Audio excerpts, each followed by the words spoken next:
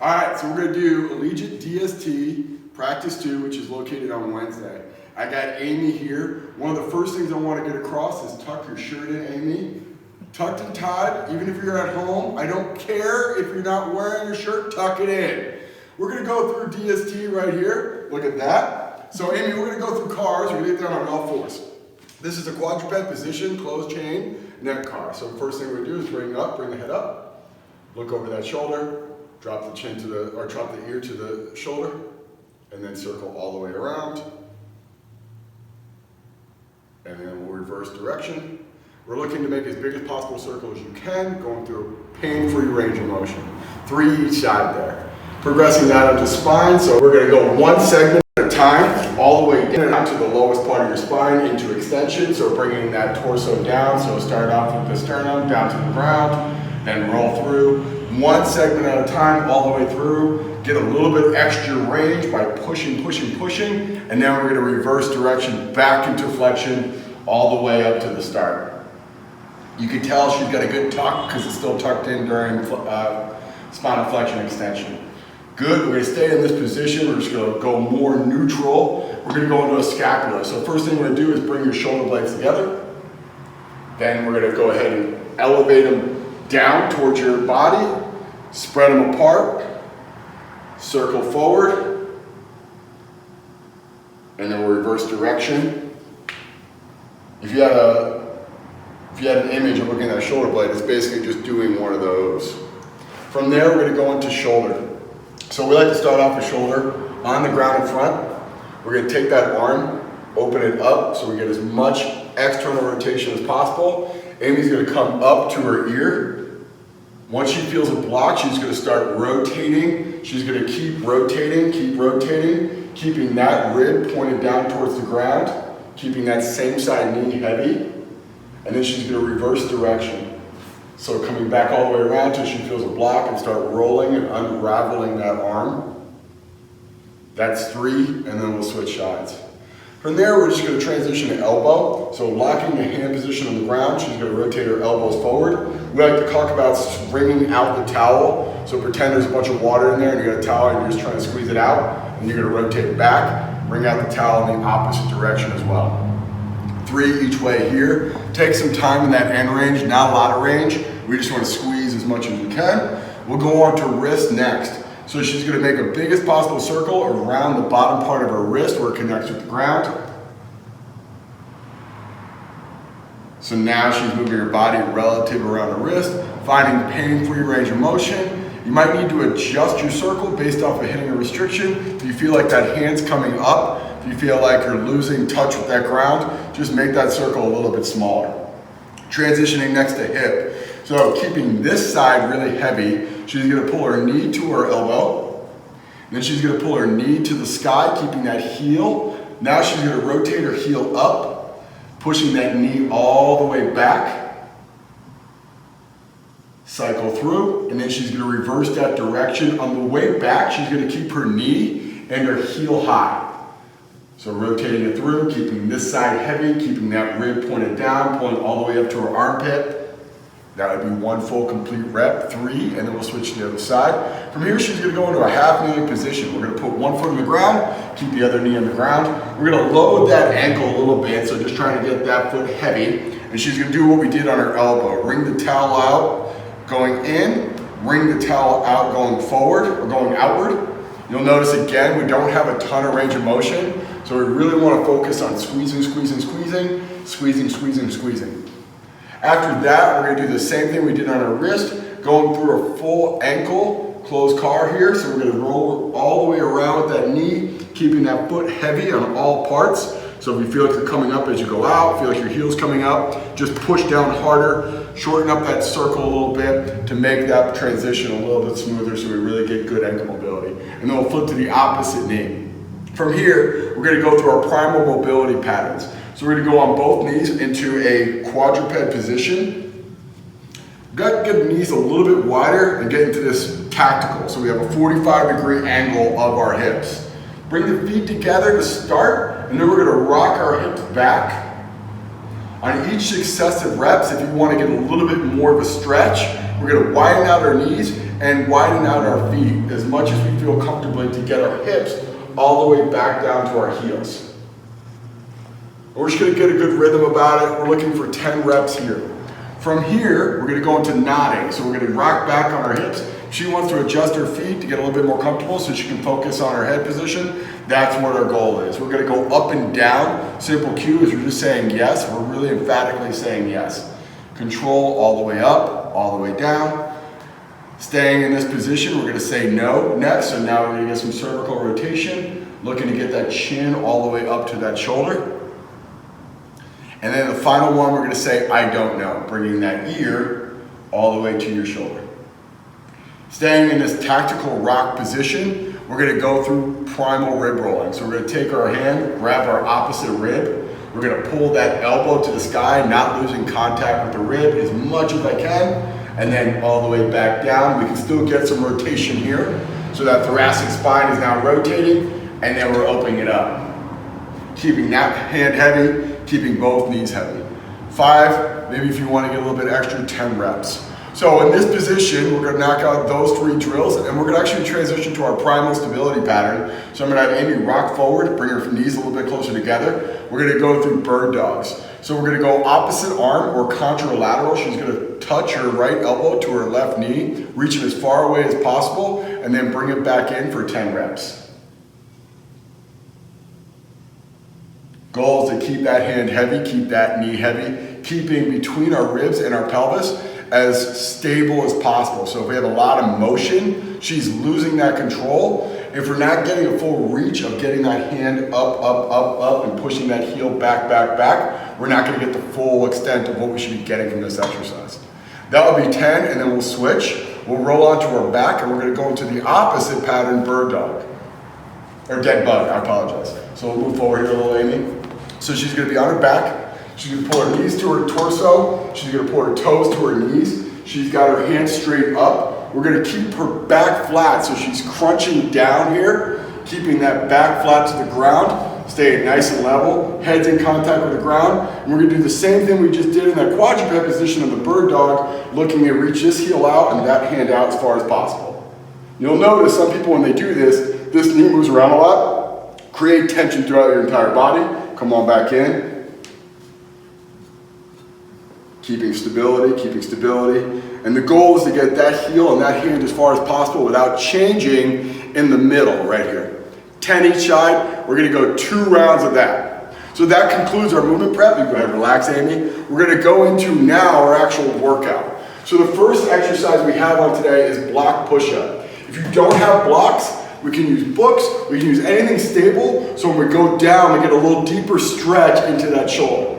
Today we're gonna go 5 sets of 4 with a 5 count going down. Just like we talked about in that bird dog and that dead bug, keep your ribs pulled to your pelvis so we have no motion here. The goal is to stress this part, your chest, to get as deep of a stretch as possible. If I start losing, then we start losing that position and we don't get the control that we want and the emphasis that we want. So I'm gonna have Amy line up in a push-up position. We wanna get a good width between the blocks so she can get her torso all the way down. She's taking just like she would on a plank, creating tension between her ribs and her pelvis, nice and controlled. She's gonna lower her body down as a unit. 5, 4, 3, 2, 1. Pause down there for a second, Amy. Notice how the elbows are behind her ribs. This is a good deep stretch position. We're looking for that without pain, hence the blocks. Now drive up fast, Amy. Good, let's get another rep here. Keeping tension, control. She's squeezing the elbows in to create a clear path for her shoulder to move.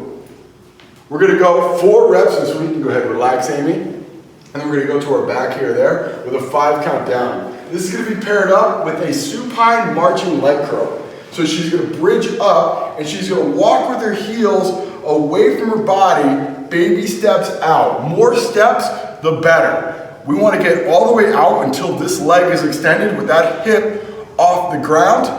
Once she gets all the way extended out, then we're gonna slowly walk back in.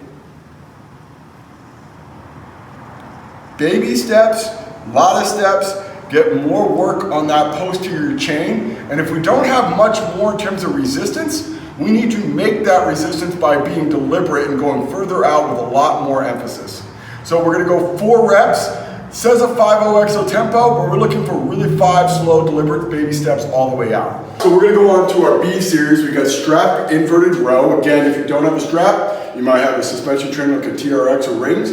Great, use that. If you don't have those options, and you have a kettlebell or dumbbell, we're looking for some sort of horizontal row. So Amy's gonna line up with the strap. Always grab it with both hands. She's gonna lean her body back with her feet there. The rule of thumb is the further her feet are forward and the more inverted she gets, the harder it is. The further her feet are back and the more vertical she gets, the easier it is. So she's gonna find a good distance from here. From here, she's gonna keep her hands in and she's gonna let it out slow with a 5 count, her torso going down towards the ground.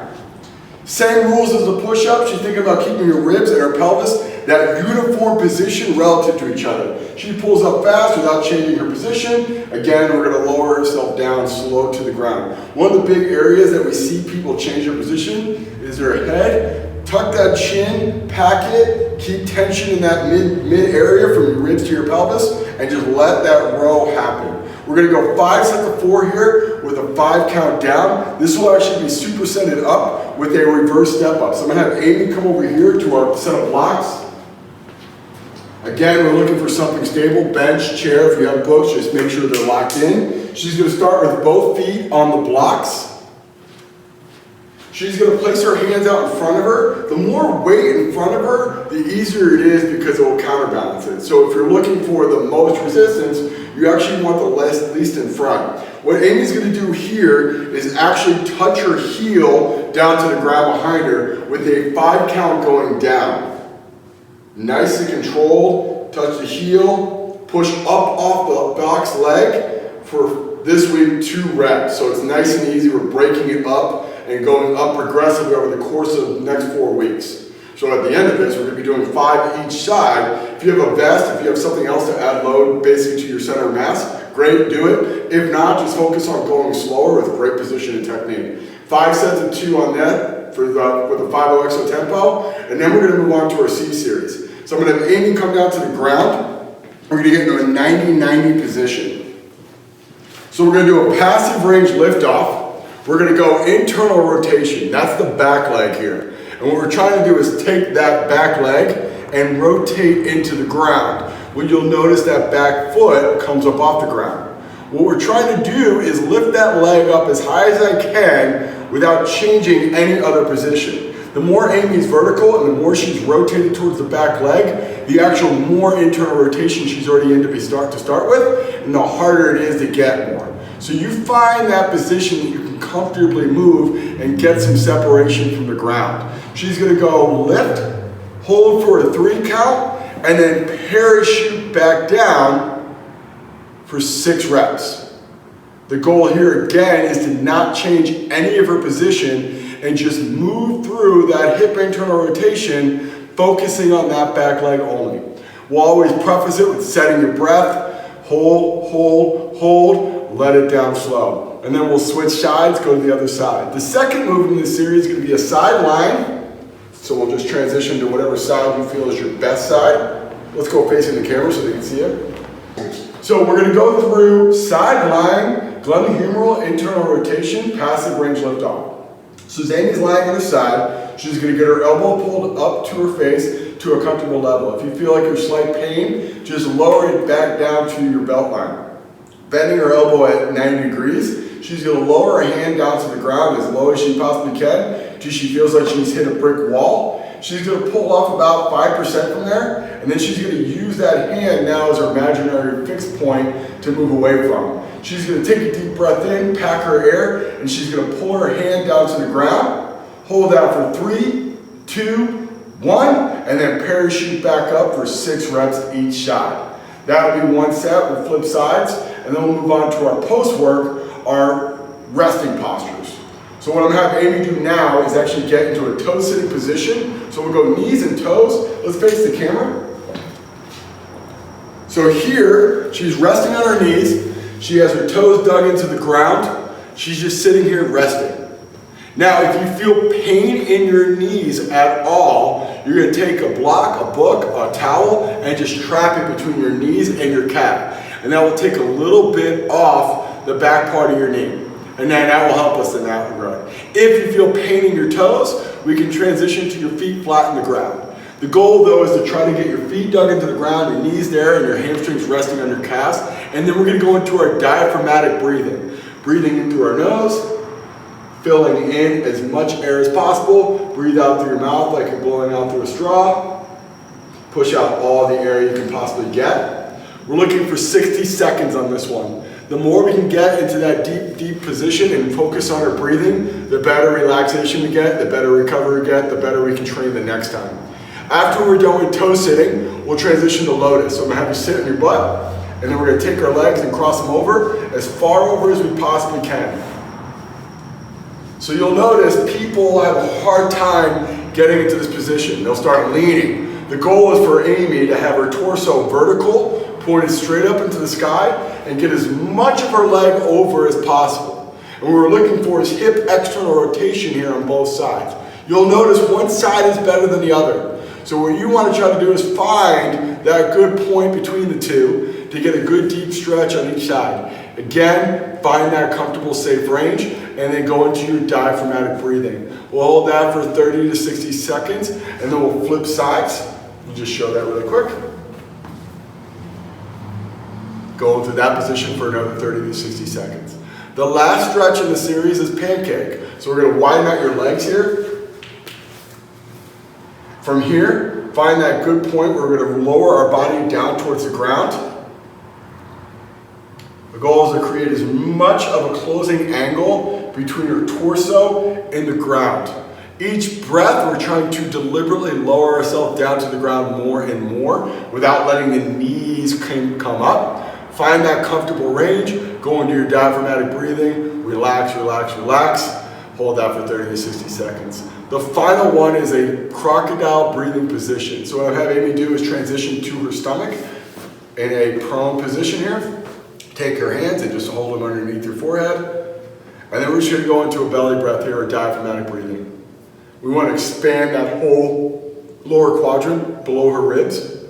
So each breath, we're trying to get as much surface area of her shirt on the ground as possible. Create this big 360-degree sphere between your ribs and your pelvis. In through the nose, out through the mouth, deliberate slow breathing. A nice count we use here is a 4-4-8. So we're breathing in for 4, holding for 4, out for 4. I'm sorry, for 8. So in for 4, hold for 4, out for 8. You can even hold for an additional 4, holding that breath out. And that is going to be for another 3 to 5 minutes here, depending on how much you need. And that concludes DST Practice 2 Wednesday. Let us know how you like it, and let us know if we can help you out anymore.